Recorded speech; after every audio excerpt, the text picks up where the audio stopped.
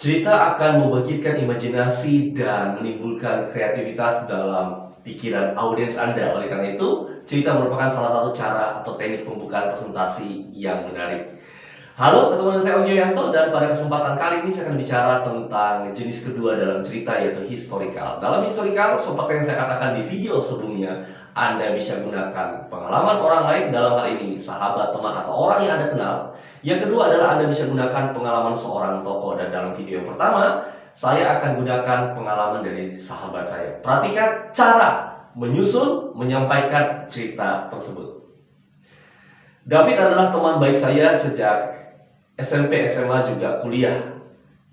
Januari sebelum pandemi ini melanda dunia, saya janjian dengan sahabat baik saya tadi bertemu di suatu kafe di Bilangan Sudirman di Jakarta.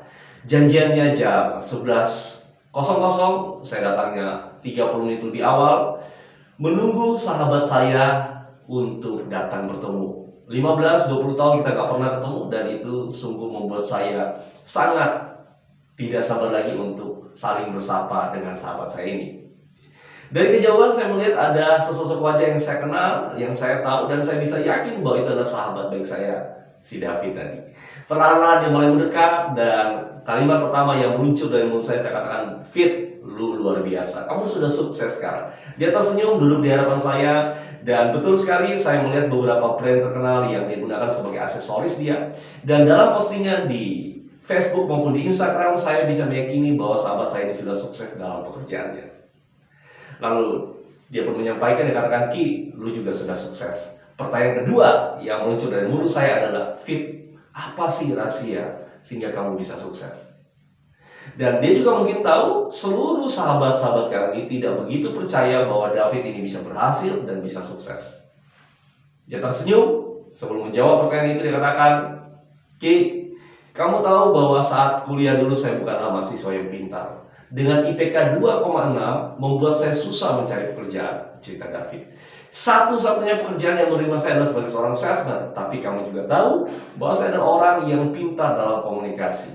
Ketika saya menjadi seorang salesman 3, 4, 5, 6 bulan, saya selalu mencapai target dan akhirnya saya diangkat menjadi karyawan tetap.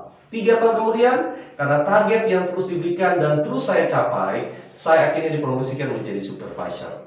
Dan 5 tahun setelah bekerja, saya menjadi manajer, dan hari ini," kata David, "saya menjadi seorang general manager di perusahaan itu." Kemampuan komunikasi, kemampuan public speaking yang membuat hidup saya berubah, cerita si David tadi. Teman-teman, Bapak Ibu sekalian, saya yakin Anda sepakat dengan sahabat saya. Salah satu soft skill yang harus Anda butuhkan dan Anda perlukan untuk sukses dalam pekerjaan adalah kemampuan public speaking atau kemampuan komunikasi. Oleh karena itu, pada kesempatan hari ini, saya akan membahas sebuah topik yang menarik sekali, yaitu public speaking mastery.